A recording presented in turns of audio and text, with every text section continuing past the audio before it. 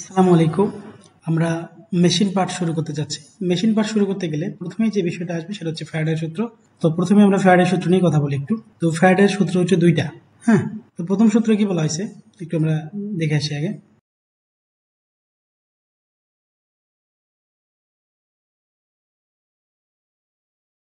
Faraday তার প্রথম সূত্রে বলছে যে একটি পরিবাহী বা কয়েলে ইএমএফ ইনডিউসড হবে তখনই যখন উক্ত পরিবাহী বা কয়েলের সঙ্গে সংশ্লিষ্ট ফ্লাক্সের পরিবর্তন ঘটে।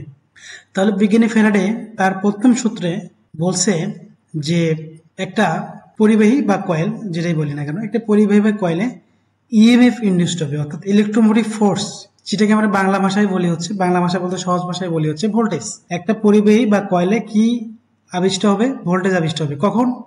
যখন উক্ত পরিবাহী বা কয়েলের সাথে সংশ্লিষ্ট ফ্লাক্সের পরিবর্তন ঘটবে। অর্থাৎ মনে করলাম এটা একটা কয়েল, তো এই কয়েলে ধরেন এই কয়েল এখানে বসে আছে একা একা, আশেপাশে কেউ নাই, শুধু মানুষ আর মানুষ। তাহলে কি কয়েলে ভোল্টেজ ইন্ডিউসড হবে? বলেন তো, হবে না। ভোল্টেজ ইন্ডিউসড হবে কখন? যখন এই কয়েলের সঙ্গে ফ্লাক্সের একটা সম্পর্ক ঘটবে। ফ্লাক্স ফ্লাক্স এখানে আসবে। তো ফ্লাক্স এসে মনে করেন এখানে দেখুন এদিক দিয়ে ফ্লাক্স আসছে, মনে করেন এটা ফ্লাক্স। ফ্লাক্স আইসা এর গায়ের উপর বসে আছে মনে করেন, হ্যাঁ, চতুর্দিক দিয়ে দাঁড়ায় আছে। ফ্লাক্স এসে কি করছে? এর এখানে স্থির হয়ে দাঁড়ায় আছে, আর এই পরিবাহী ব্যাটাও এখানে স্থির হয়ে দাঁড়ায় আছে। তো দুইজনই হচ্ছে স্থির।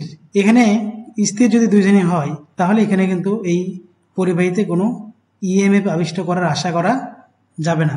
কারণ হচ্ছে এখানে এদের মধ্যে ফ্লাক্সের কোনো পরিবর্তন ঘটতেছে না।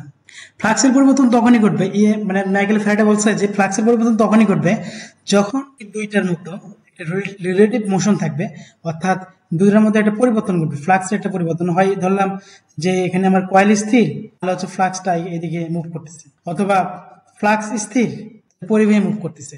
যদি এমন কিছু ঘটে তাহলে অবশ্যই এখানে একটা ইএমএফ এর সৃষ্টি হবে। ফ্যারাডে তার প্রথম সূত্রে এটাই ব্যাখ্যা করতে চেয়েছেন যে কিভাবে এই ইএমএফ এর সৃষ্টি হতে পারে কয়েল এবং হচ্ছে ফ্লাক্সের মধ্যে। ঠিক আছে, আশা করি বুঝতে পারছেন যে এখানে হয় হচ্ছে ফ্লাক্সের মুভ করতে হবে, অথবা ফ্লাক্স স্থির থাকলে কন্ডাক্টর বা পরিবাহীকে মুভ করতে হবে, অথবা দুইজনে মুভ করলেও কোনো সমস্যা নেই। আর তখনই এখানে কি হবে? ইএমএফ আবিষ্ট হবে।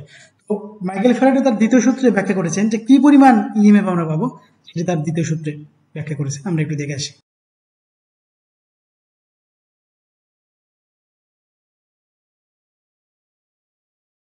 ফ্যারাডে তার দ্বিতীয় সূত্রে সেই মানে ইনডিউসড ইএমএফ বা বিদ্যুৎ চালক বল, সেই যে পরিমাণটা কতটুকু পাবো সেটার তিনি ব্যাখ্যা করেছেন। তিনি বলেছেন যে আবেশিত বিদ্যুৎ চালক বল বা ইনডিউসড ইএমএফ এর পরিমাণ সংশ্লিষ্ট ফ্লাক্স বা চুম্বক বলরেখার পরিবর্তনের হারের সমানুপাতিক। তো আমাদের তিনি বললেন যে আবেশিত বিদ্যুৎ চালক বল বা ইনডিউসড